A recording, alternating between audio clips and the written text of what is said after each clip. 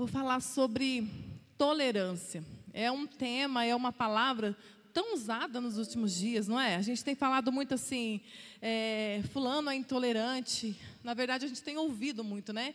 Fulano é tolerante, é intolerante. E, na verdade, nós crentes, nós somos taxados de intolerantes. Quem já ouviu isso? Né? Ah, mas ó, aquele bando de crente lá são todos intolerantes. Na verdade, será que nós somos mesmo? Será que, de acordo com a palavra de Deus, nós devemos ser tolerantes ou devemos realmente ser intolerantes? E eu já vou responder essa pergunta para vocês, dizendo sim e não. Nós devemos ser tolerantes e também intolerantes. E você vai entender que eu não estou me contradizendo, que eu não estou contra a palavra do Senhor e que eu não estou contra a lógica. A pós-modernidade, ela tem querido colocar nos nossos corações, nas nossas mentes, né, que tudo agora é aceitável. Tudo agora é normal. Vocês já viram, né, que tem um movimento mudando aí, que parece assim que todo mundo que se levanta contra algo que vem ferir os princípios de Deus, vem ferir os princípios da família, a pessoa é taxada de intolerante. Então tem uma movimentação agora dizendo assim, cada um vive a sua vida da maneira que quiser, e quem não aceitar, essa pessoa é intolerante. Nós estamos no mundo moderno e cada um pensa como quer. E eu quero dizer para você que nós devemos fugir do perigo que é pensar assim. Nós não podemos aceitar conviver numa sociedade que pensa dessa forma, que cada um vive a sua vida como quer, cada um decide, cada um é juiz de si mesmo. Nós vemos exemplos na palavra de Deus que quando isso aconteceu, não foi nada bom. Então nós somos taxados, ora, de intolerantes.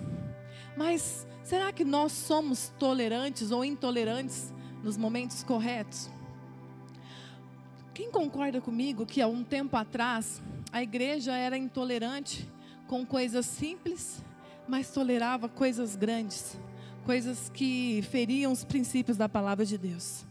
E isso fez com que nós ficássemos taxados daquelas pessoas bitoladas, né? Daquelas pessoas que se acham melhores que as outras, daquelas pessoas que acham que a vida delas é melhor, é mais santa. Na verdade, nós devemos buscar sim a santidade, mas nós não devemos ser intolerantes com pessoas. A palavra do Senhor nos chama a ser intolerantes com atitudes, com quebras de princípios, com permissividades que ferem a palavra do Senhor. E muitas vezes foi muito diferente isso. A igreja tolerava coisas absurdas e coisas tão pequenas se mostrava intolerante. Então por isso que veio vindo essa fama. E tem uma palavrinha aqui, que tolerante, eu fui olhar no dicionário, ela tem uma palavrinha aqui que ela tem um derivado, que ela parece uma palavra tão boa, ela parece uma palavra tão inofensiva, ela parece uma palavra tão, sabe aquela palavra assim que soa leve? E ela tem na sua raiz a palavra condescendência. E a condescendência, ela tem a ver com a permissividade. E diz aqui no dicionário, é um comportamento de quem acompanha por medo ou fraqueza, ser tolerante, transigente e complacente. Eu mandei uma imagem o pessoal do som, e é basicamente isso que eu estou falando para vocês aqui. Então, a tolerância, ela tem na raiz, na sua raiz, essa palavra condescendente. E nada mais é do que uma pessoa que se permite ver coisas sem se levantar contra elas. Qualidade da pessoa que é incapaz de se impor, que aceita os sentimentos ou os desejos de alguém, permissivo, pessoa que renuncia aos bons princípios ou a outros valores na avaliação de algo ou de alguém. Aí dei um exemplo, era condescendente com a roubalheira. Então a gente ousa, às vezes, pensa assim, aquele pensamento de autodefesa, né? Fulano está fazendo algo errado, eu sei que está fazendo errado, mas eu não estou fazendo junto. E a gente tem um pensamento de que se eu não estou fazendo, não estou fazendo nada de errado. Mas na verdade, quando nós estamos numa situação e nós vemos alguém quebrar algum princípio e fazer algo errado ou contra a lei, e nós não nos levantamos contra aquilo, nós estamos sendo tolerantes e condescendentes. Esses dias eu até escrevi lá no grupo que quando alguém é testemunha de um crime, ela é chamada para testemunhar. E quando aquela pessoa está junto com alguém que pratica um crime, aquela pessoa pode estar, sei lá, dirigindo um carro, aquela pessoa pode estar passando na hora. Se a polícia achar que aquela pessoa está junto com aquela pessoa que praticou o crime, aquela pessoa é o quê? Cúmplice. E ela responde judicialmente por aquilo, porque ela é cúmplice daquilo. Então, quando é no âmbito espiritual, às vezes a gente acha que não tem nada a ver, que eu posso olhar as pessoas ali quebrando um princípio, os meus irmãos, às vezes pecando contra o Senhor, contra a palavra de Deus, e eu não posso falar nada, porque é a vida dele afinal. E a gente às vezes esquece de que nós estamos tendo aquele mesmo pensamento do mundo tolerante, que se a pessoa, quem já ouviu aquela, eu estou fazendo mal só para mim, não faço mal para ninguém. Essa é a clássica, né? Quando você chama a atenção de alguém que está tendo uma atitude autodestrutiva, alguma atitude que vai contra a palavra de Deus, que vai contra princípios, e essa pessoa se defende rapidamente. Só que nós não podemos esquecer e deixar de falar que quando a palavra do Senhor diz que tudo que eu faço no corpo, nós vamos responder diante do Senhor. Nós somos templo do Espírito Santo e tudo que nós praticamos dentro e fora do corpo, nós vamos responder. E nós estamos sim ferindo ao Senhor, ferindo princípios. Se nós estamos fazendo, nós achamos que mal para nós mesmos. Na verdade, nós estamos quebrando um princípio. Então estamos fazendo mal para o Senhor, mal diante do Senhor. E a condescendência, muitos acham que ela é a mesma coisa que mansidão, e não é. Uma pessoa que não se posiciona, que não entra ali a favor da verdade, que não se manifesta, que vê alguém da sua família se autodestruindo, vendo alguém da sua família quebrando princípios e desobedecendo, desagradando a Deus, nós podemos pensar assim: mas eu quero ser uma pessoa tranquila, uma pessoa bondosa, uma pessoa mansa, e não vou falar nada. Mas na verdade a mansidão não tem nada a ver com isso. A palavra do Senhor diz: aprendei de mim que sou manso e humilde.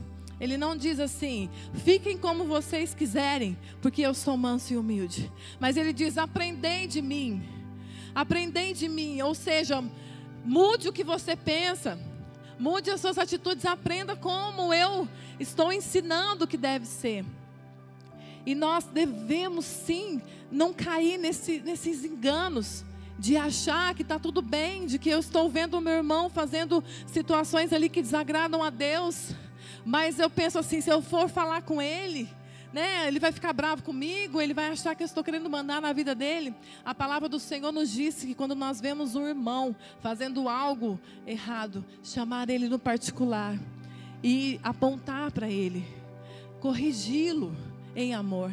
Nós somos uma família. Quando alguém da sua casa está com um problema, quando está doente, quando está passando uma dificuldade, todos da família sentem, não sentem? Quantos de vocês já ficaram entristecidos porque tinha alguém da família com uma doença, alguém da família com um problema? Nós somos uma família, somos a família de Cristo também. Então nós, quando vemos alguém indo para um caminho que não é o que Deus planejou para aquela pessoa, fazendo algo que não agrada ao Senhor, nós devemos sim nos posicionar. Nós devemos sim falar com essa pessoa. Nós devemos sim chamar a atenção dos nossos irmãos. Lá em 2 Tessalonicenses 3,14 diz algo sobre a nossa atitude que nós devemos ter. Caso alguém não preste obediência à nossa palavra dada por essa epístola, notai-o, nem vos associeis com ele, para que fique envergonhado. 2 Tessalonicenses, pode deixar lá, pode deixar paradinho. Então diz assim, olha, o apóstolo Paulo mandou a carta para aquela igreja e disse assim: se porventura alguém desobedecer tudo que está aqui nessa carta, notai-o, ou seja, Presta atenção naquela pessoa. E, irmãos, não está dizendo isso para aquelas pessoas que estão lá fora. Está dizendo isso para os irmãos da fé, para aqueles que são irmãos em Cristo. Então diz assim, olha, nem vos associeis com ele, para que fique envergonhado. Nós podemos ver na palavra do Senhor que existe uma atitude para aquelas pessoas que são novas na fé, naquelas que estão chegando, naquelas que ainda não conhecem os princípios. Mas ali ele está dizendo para alguém que ouviu a carta, para alguém que foi ensinado, para alguém que professou a fé em Jesus e simplesmente escolheu não dar ouvidos àquela palavra. Então ele instrui para aquela congregação não se associar com aquela pessoa, mas também diz assim, para que ela sinta vergonha daquilo que fez. Agora sim pode passar para o próximo. Contudo, não o considerem inimigos, não o considerem inimigo, mas chamem a atenção dele como irmão. Então a palavra do Senhor está dizendo sim para anotar, para não participar daquela atitude errada, daquela pessoa que conhece a palavra, mas também está dizendo não trate como inimigo.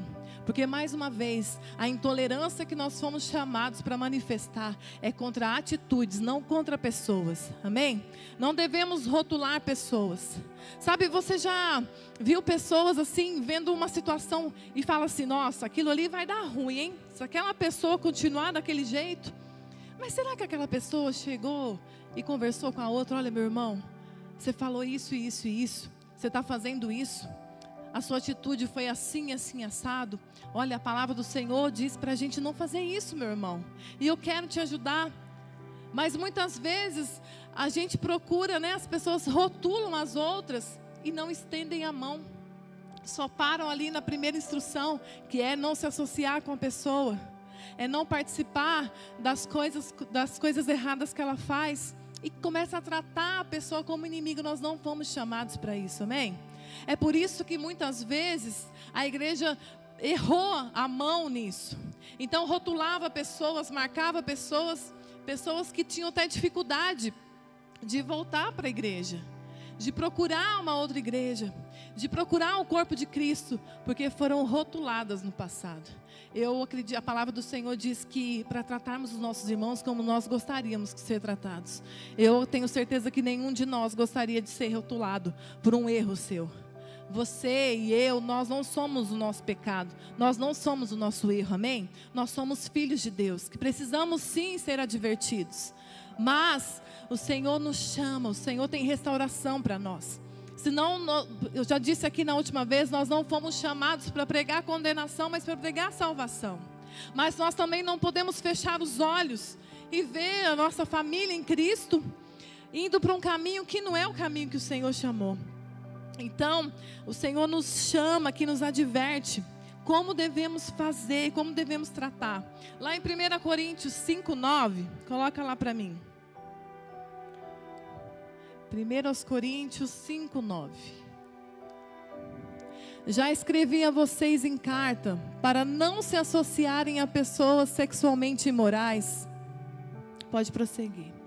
Não me refiro com isso aos imorais desse mundo, nem aos avarentos, nem aos ladrões, nem aos idólatras. Se assim fosse, vocês teriam que sair desse mundo. Pode continuar. Mas agora escrevo a vocês que não devem se associar a ninguém que, afirmando ser irmão, seja imoral, avarento, idólatra, caluniador, alcoólatra ou ladrão. Com tal pessoa vocês nem sequer devem comer. Então está dizendo claramente de pessoas que se dizem irmãos na fé, de pessoas que se dizem nascidas novamente no Evangelho. E quantas vezes, né, graças a Deus aqui não, mas nós ouvimos falar de escândalos, de pessoas que ali tinham pecados encobertos, praticavam ali coisas imorais. E será que ninguém viu? Será que ninguém ficou sabendo? Será que ninguém chamou a atenção desse irmão? Ou será que alguém foi tolerante com isso? Será que alguém foi condescendente com isso? A palavra do Senhor diz que todos os pecados começam nos pensamentos e depois passam para atitudes e depois sim para a prática. Será que se alguém tivesse ali, não estou jogando a responsabilidade no irmão, Mas nós, como corpo de Cristo, nós precisamos nos levantar, amém? Porque a palavra do Senhor diz: se você chamar a atenção do seu irmão e o seu irmão não te ouvir, você não é culpado do sangue do seu irmão.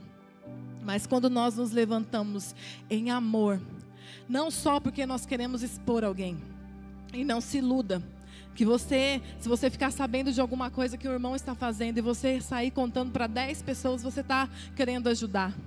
Já viu aquele ditado, né? A fofoca do crente é: ora por fulano, vou te contar só para você orar. Já ouviu essa?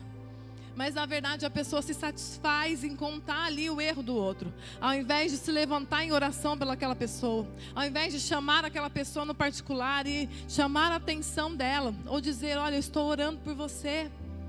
É assim que nós somos chamados para agir, não para expor o pecado de alguém, mas para ajudar alguém a ser curado, amém? É isso que o Senhor nos chama. E a palavra do Senhor ali disse para não associar, está deixando claro, aquela pessoa que não quer se arrepender. Você já pregou para pessoas que não querem se arrepender? Elas têm consciência do seu erro, elas estão na igreja há muitos anos, elas foram chamadas a atenção, elas tiveram uma chance, elas foram tratadas com amor, elas foram tratadas com cuidado, com carinho, mas elas se negaram a se arrepender. Essas pessoas, a palavra do Senhor diz para nós não nos associarmos com elas, porque na verdade ela está conscientemente fazendo o que o Senhor não se agrada, conscientemente fazendo aquilo que o Senhor não tem prazer. Então a Bíblia, quantos acreditam que a Bíblia não tem nenhuma contradição, não tem nenhum erro? Amém? A própria Bíblia explica a Bíblia. E a palavra do Senhor diz para nós também obedecermos a autoridades. Lá em Romanos 13, 1 e 2, ela nos ensina e nos instrui a ser obedientes às autoridades, prefeitos, presidentes, vereadores, lideranças. E diz assim: todos devem sujeitar-se às autoridades governamentais, pois não há autoridade que não venha de Deus. As autoridades que existem foram estabelecidas por Ele. E aí, se a Bíblia não se contradiz, quando que nós vemos pessoas fazendo coisas tão erradas, fora dos princípios da palavra de Deus, se levantando como autoridades, o que nós devemos fazer? Lá em Atos 5:29, a Bíblia explica como nós devemos agir nesse momento. Atos 5:29. Pedro e os outros apóstolos responderam: é preciso obedecer antes a Deus que aos homens. Então a Bíblia não se contradiz, ela nos diz para respeitar as autoridades, que toda autoridade foi instituída por Deus, mas quando essa autoridade se opõe a Deus, nós não devemos obedecê-las, a não ser obedecer a Deus, porque o Senhor é a autoridade máxima. Então nós devemos sim ser tolerantes, mas quando se trata de ferir os princípios da palavra de Deus, quando se trata de ir contra uma ordem de Deus, aí nós devemos ser intolerantes. Por isso que eu disse para vocês que nós devemos ser tolerantes e intolerantes. Nós devemos, de acordo com a situação, de acordo com aquilo que se levanta, nós devemos sim nos posicionar ou sim nos submeter, mas mediante o que diz a palavra do Senhor, mediante a vontade e o desejo do nosso Deus.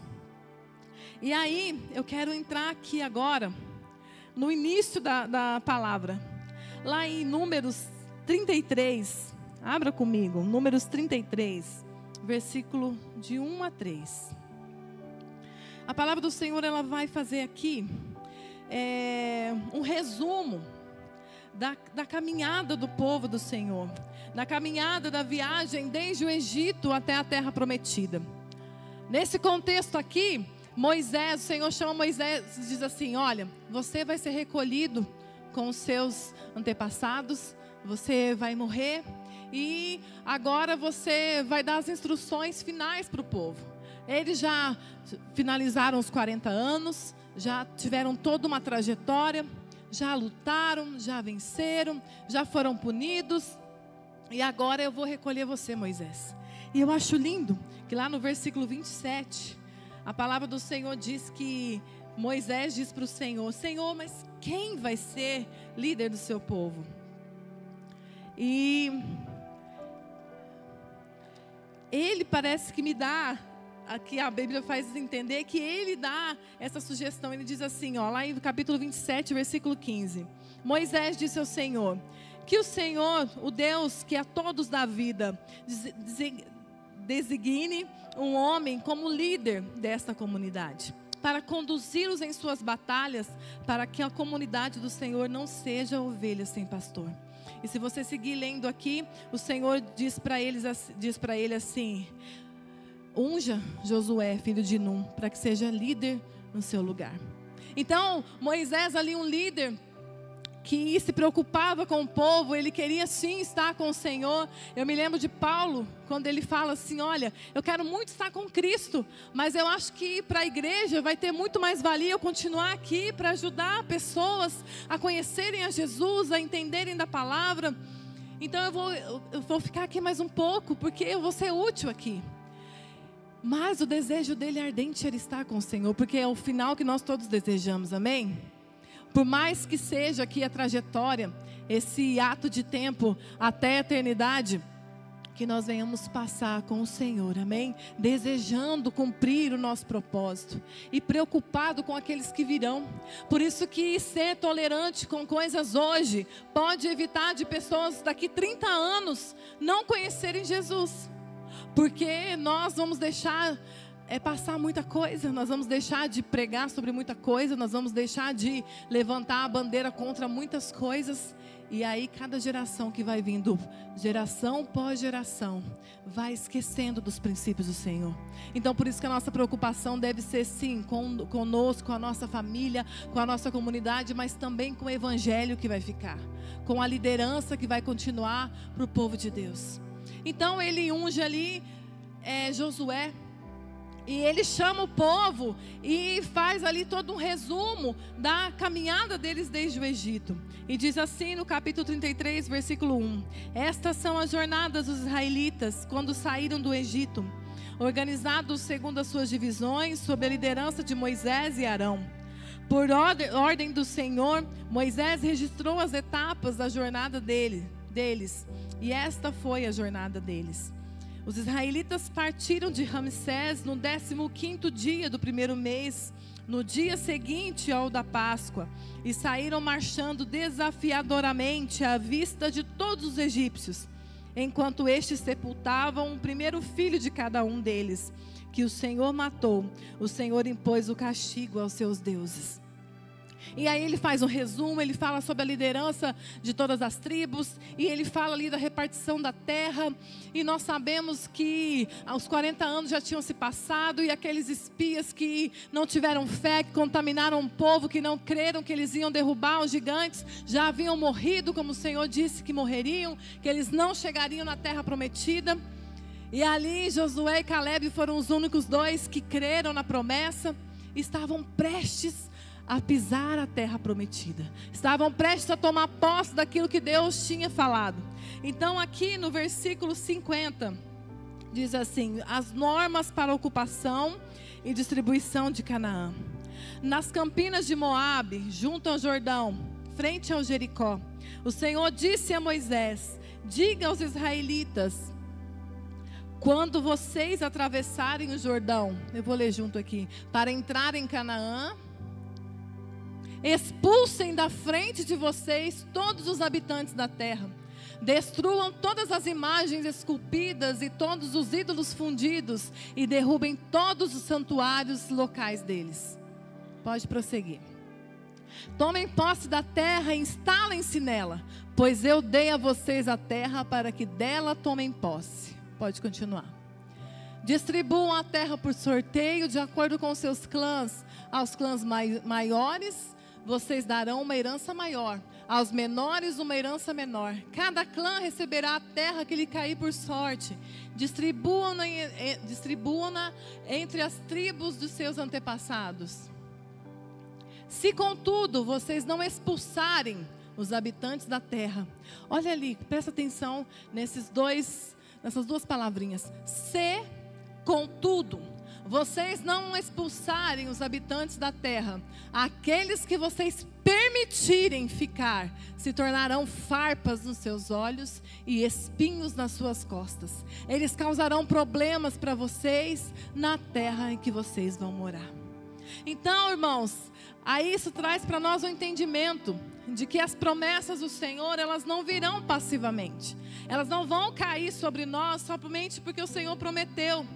Porque, na verdade, a terra prometida estava lá, o Senhor cumpriu a promessa dele, mas foi para todos? Foi de qualquer jeito? Foi da maneira que eles achavam que deveria ser? Não, somente para aqueles que creram e confiaram no Senhor. Mesmo para aqueles que creram e confiaram no Senhor, não foi só chegar lá e está tudo vazio, tudo pronto, e vamos aqui, gente, vamos nos instalar, vamos trazer nossa mudança. Quem aí já mudou de casa e só baixa o caminhão ali com a sua mudança e você vai ocupando ali, porque é tudo seu.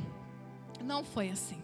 Nós sabemos que Josué e Caleb, mesmo tendo confiado no Senhor, mesmo tendo suportado ali os 40 anos para tomar posse, eles disseram: a minha espada ainda não está posta na bainha. Ainda houve uma batalha, ainda houve uma luta, e isso vale para mim e para vocês. Não é porque você tem uma promessa do Senhor que você não vai precisar lutar, não vai precisar tirar inimigos, não vai precisar continuar crendo no Senhor, não vai precisar esperar. 40 anos não é fácil esperar. Imagine você, né? Muitas vezes nós falamos para as crianças, né? Tenham paciência, mas muitas vezes nós não queremos ter paciência. Nós achamos que só porque o Senhor falou, só porque é do Senhor, vai acontecer num estalar de dedos. E a palavra do Senhor, muitas vezes, acontecem coisas instantâneas, mas outras vezes, nós precisamos destruir inimigos. Nós precisamos enfrentar batalhas. Nós precisamos mudar algo dentro de nós. Porque, na verdade, não é o lugar que o Senhor estava preparando ali, era as pessoas para entrar no lugar. O Senhor não daria a terra prometida para pessoas que não criam nele, era o povo do Senhor. Para pessoas que não confiavam que ele podia fazer todas as coisas. Assim também serve para mim e para você. Por isso que eu comecei aqui, quando orando pela oferta, disse: por mais que esteja difícil, o Senhor é bom. Por mais que esteja doendo, o Senhor é bom. Amém? O Senhor é o Deus da nossa salvação. O Senhor é o Deus que nos chamou. Nós temos sim, né, uma nova Jerusalém, uma nova Canaã esperando por nós, mas nós não vamos chegar lá passivamente. Nós não vamos chegar lá sem uma espera. Nós não vamos chegar lá sem conquistar o território. Então, não era só chegar e se instalar, eles precisavam se apoderar.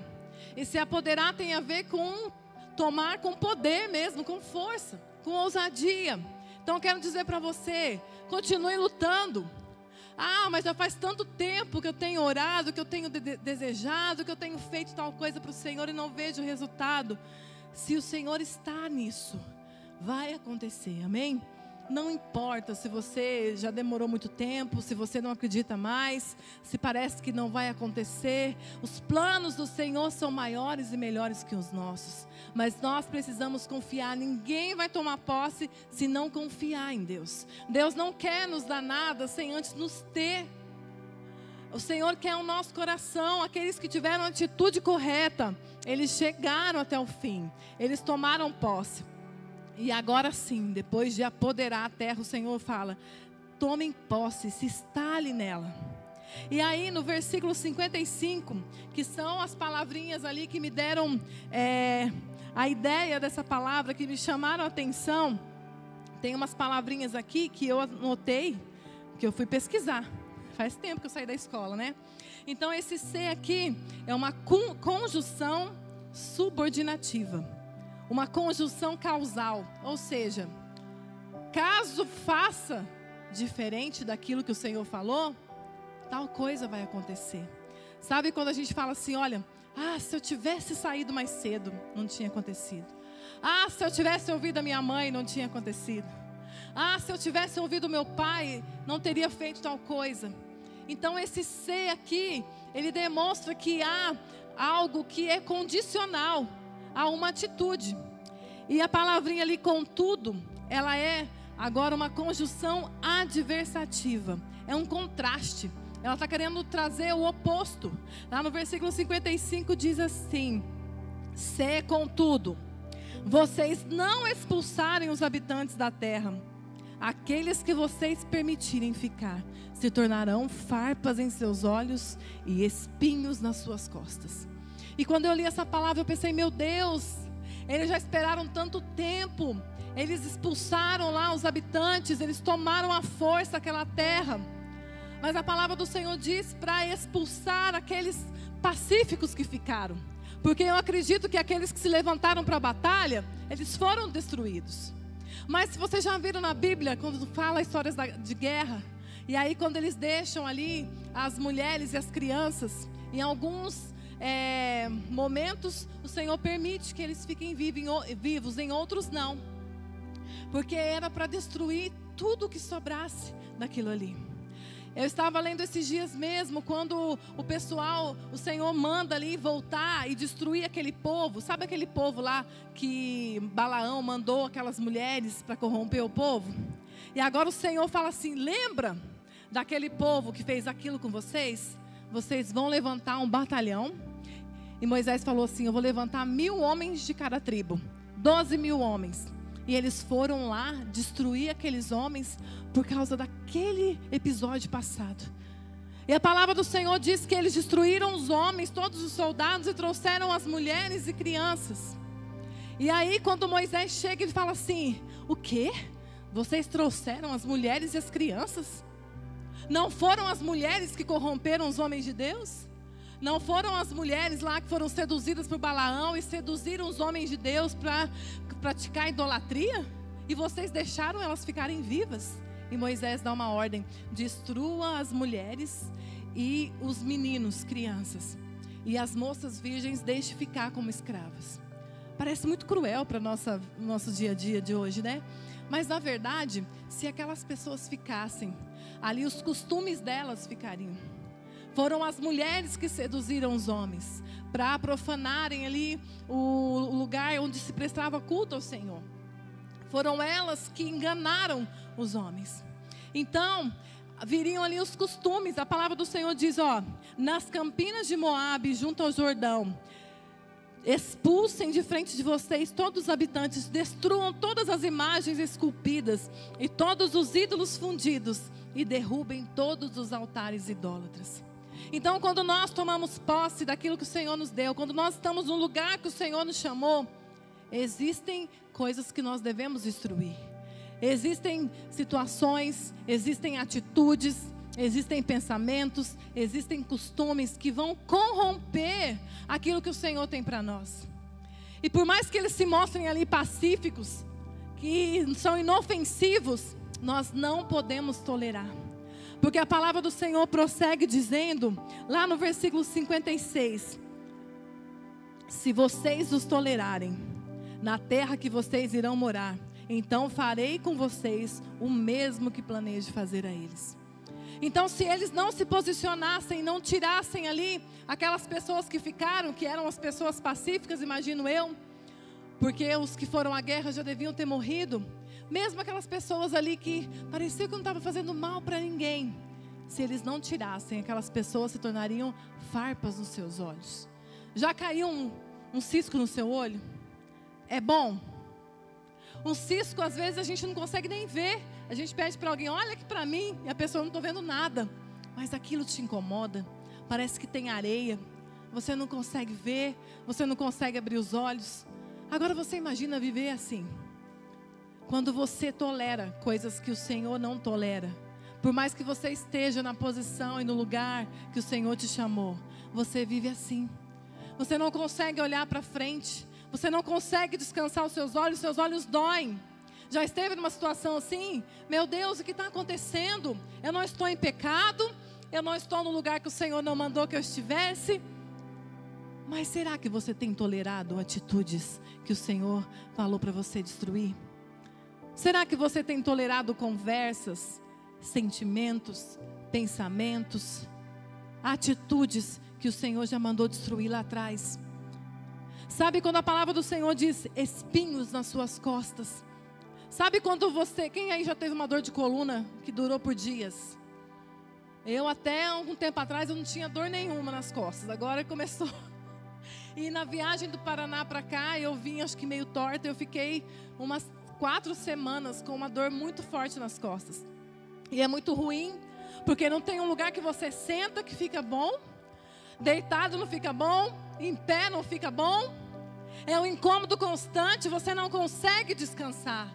Quando existem atitudes, situações que nós toleramos, quando o Senhor diz para a gente tirar, para a gente arrancar, nós não conseguimos descansar. Por mais que nós estamos ali, Senhor, eu estou na sua casa, Senhor, eu estou fazendo a tua vontade, Senhor, eu não estou fazendo nada de errado, Senhor, eu não estou descumprindo a tua palavra. Mas o que você tem tolerado? Essa é a pergunta que o Senhor nos faz. Será que nós temos sido condescendentes conosco mesmo? Será que nós temos sido condescendentes com pessoas à nossa volta? Pessoas que nós amamos e nós não nos posicionamos contra o erro delas, porque nós amamos essa pessoa. Eu quero dizer para você que isso não é amor de verdade. O amor de verdade é quando você vê alguém fazendo algo que fere o coração do Senhor, que fere a palavra de Deus, e você se levanta e fala: olha, não faça isso. O Senhor não se agrada disso. Olha, o que você falou, a palavra do Senhor diz que é assim, assim, assado. E eu amo você. E não fala isso mais não. Não faça isso mais não. Eu tenho um costume de falar com as mulheres, né? Irmãs, eu ouvi algo que mexeu comigo, que moveu algo dentro de mim. Eu não vou ficar com essa sozinha não, eu vou passar para vocês. Porque aí a situação me confrontou e eu vou passar para vocês também. Então é isso que nós temos que fazer. Por isso que nós estamos aqui pregando a palavra do Senhor. Por isso que nós estamos lendo a palavra do Senhor dia após dia. Para o Senhor tirar de nós algo que Ele não deixou. Sabe, muitas vezes nós temos ali, nós autodesculpamos, porque nós queremos ser bonzinhos. Mas eu quero dizer para você, você se acha melhor que Jesus? Porque se você tolera algo que nem Jesus toleraria, você está se achando mais justo que Ele. Então nós precisamos sim olhar para nós, para a nossa vida, as nossas atitudes, coisas que nós estamos defendendo. Tinha uma frase que era muito falada antigamente e aquilo me incomodava. Porque tem gente que diz assim, né? Ah, aquilo que vem de Deus me traz paz. E eu vi uma vez uma irmã há muitos anos me falando assim: olha, eu vivo numa situação assim, assim. Eu sei que é contra a palavra, mas eu sinto paz. E ela falou assim: e a palavra do Senhor diz que o que é de Deus traz paz. E aquilo me incomodava. Mas a palavra do Senhor diz assim, que a paz de Deus seja o árbitro do seu coração. Não é a sua paz, não é a minha paz. Tem pessoas pecando em paz. Tem pessoas que fazem e desagradam a Deus em paz. E não é a paz de Deus, é a paz de Deus que é o árbitro do nosso coração. Então o Senhor nos trouxe aqui nessa noite, porque Ele quer dizer, você tem se perguntado talvez: Senhor, o que mais falta? O que eu faço para o Senhor? O que eu preciso fazer? E o Senhor nos pergunta nessa noite: o que nós temos tolerado? O que nós temos suportado que o Senhor não suportaria? O Senhor, Ele não quer a nossa permissividade, não quer a nossa passividade. E Ele também não será assim conosco, porque Ele é justo. E o Senhor não será nunca condescendente com os nossos erros, com os nossos pecados. E aqui eu quero dizer para você: nós seremos julgados pelas nossas atitudes, nós seremos julgados pelos nossos pensamentos, pelos nossos pecados, nós seremos julgados por algo que não fizemos. Como assim? A palavra do Senhor lá em Tiago 4:7 diz assim: aquele que sabe fazer o bem e não faz, comete pecado. Então deixar de fazer o bem, podendo fazer, também é pecado diante do Senhor. E isso também nós iremos responder diante dele. E aí tem gente que diz assim: olha, eu não faço tal coisa porque ainda não aconteceu isso e isso na minha vida. Você está sendo condescendente com você mesmo. Você está praticando tolerância própria, porque você sabe que você tem condições de fazer. Talvez as condições não são as melhores, não são as ideais, mas se você fizesse para uma pessoa o que você tem vontade de fazer para 100, você já mudaria a vida daquela pessoa. E a palavra do Senhor diz que ser fiel no pouco, sobre o muito Ele nos colocará. Talvez ali tem pessoas que têm plano de discipular 100 pessoas, 10 pessoas, mas o ano passado inteiro não discipulou nenhuma, porque você está esperando a situação favorável. O Senhor te diz, faça o pouco que o Senhor vai te colocar sobre o muito. Amém? E nós também seremos julgados por aquilo que toleramos. Pastora, você está doida? Pensamento, palavra, atitude, eu já sei. Tolerar, você já me explicou que não é legal. Mas será que eu vou ser julgado por isso? A palavra do Senhor diz lá em Apocalipse 2:20. Abra para mim, Sidney.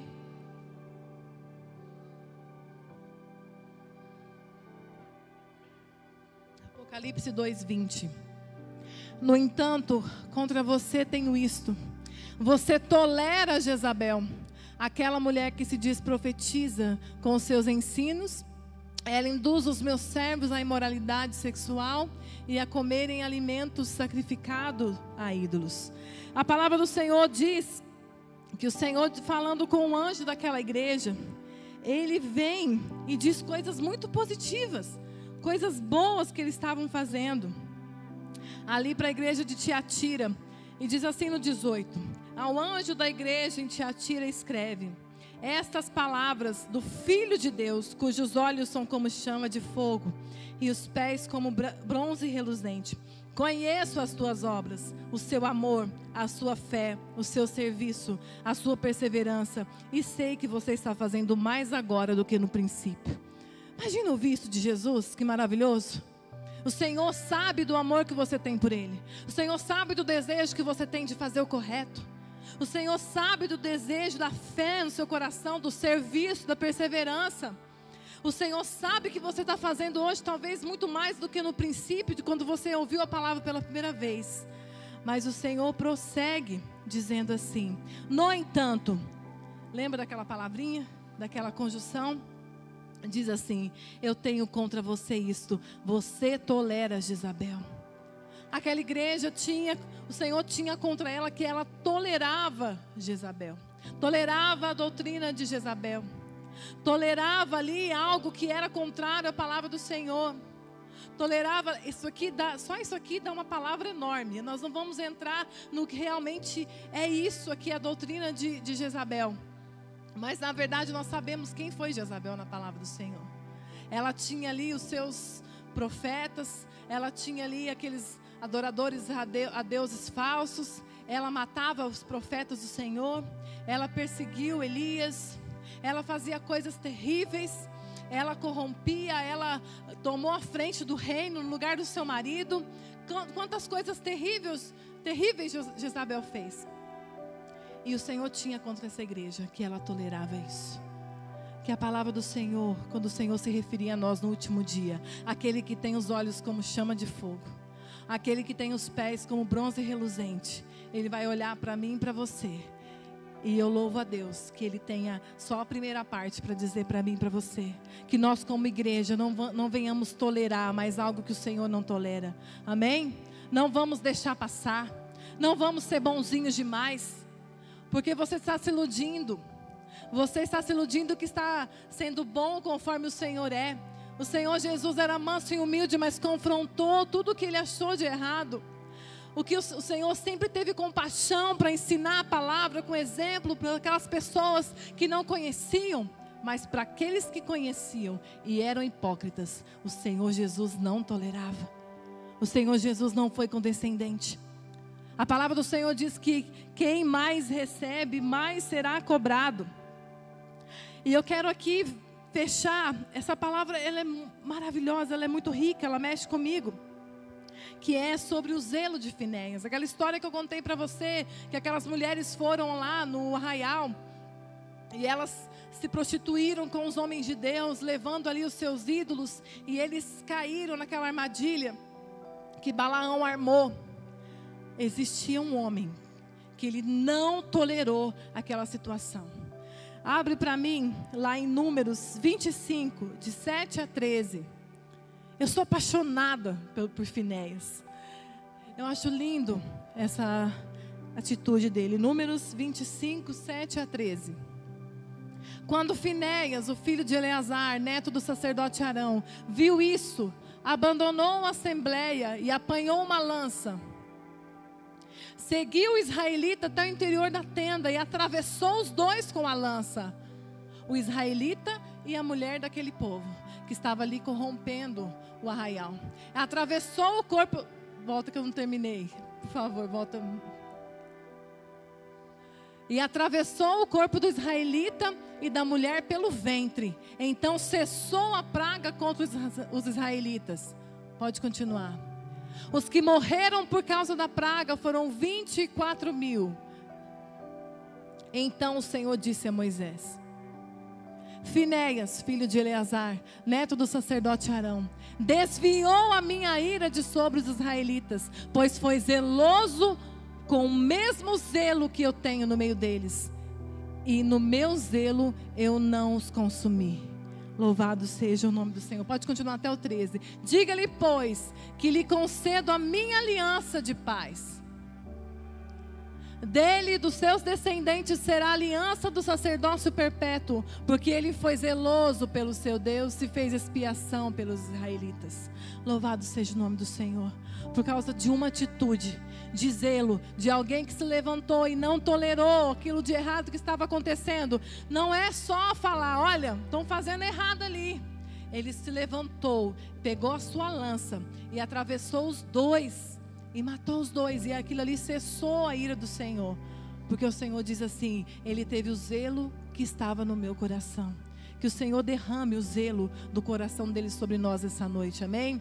Que nós sejamos uma geração que se levanta, que se posiciona não para envergonhar pessoas, não para humilhar ninguém, mas pelo zelo que está no coração do Senhor. Que o Espírito Santo derrame aqui nessa noite sobre nós, sobre a igreja do Senhor, um zelo do Senhor sobre nós, para que nós venhamos nos levantar contra situações que desagradam o nome do Senhor, que desagradam a Deus.